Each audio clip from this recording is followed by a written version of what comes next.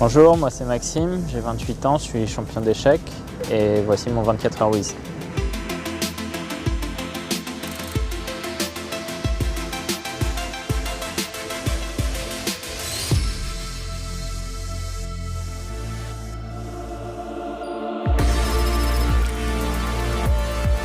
Alors j'ai appris les règles du jeu à 5 ans, c'est mon père qui m'a appris les règles. Je suis rentré en club l'année suivante et j'ai commencé naturellement les entraînements, les tournois.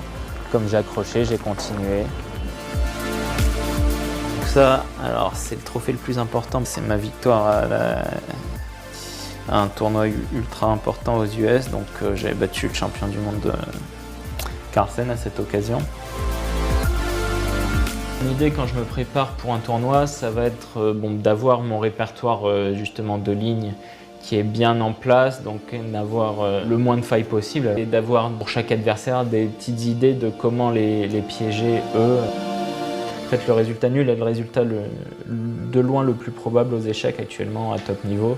Et donc chaque idée qui va poser problème à un adversaire, c'est de l'or.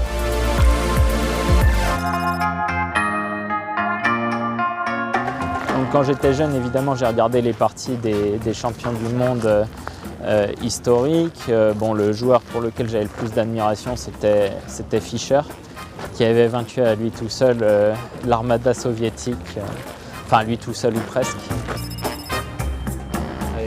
Allez, c'est parti. Je te rase. Allez.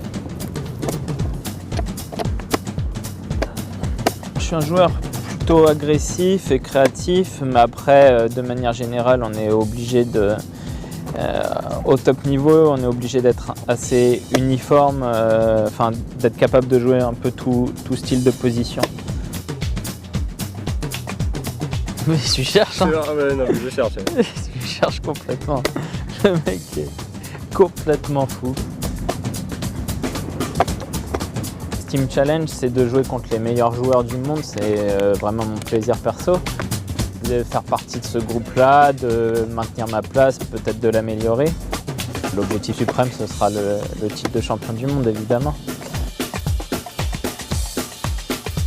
Le jeu a gagné fortement en popularité. Alors, évidemment, il y a l'exemple extrême de Carlsen en Norvège, qui est une star dans son pays, puisque ces matchs sont suivis par quasiment 500 000, voire 1 million de Norvégiens. On est de plus en plus connus. Maintenant, c'est vrai que on ne me reconnaît pas dans la rue. Et honnêtement, c'est pas forcément pour me déplaire.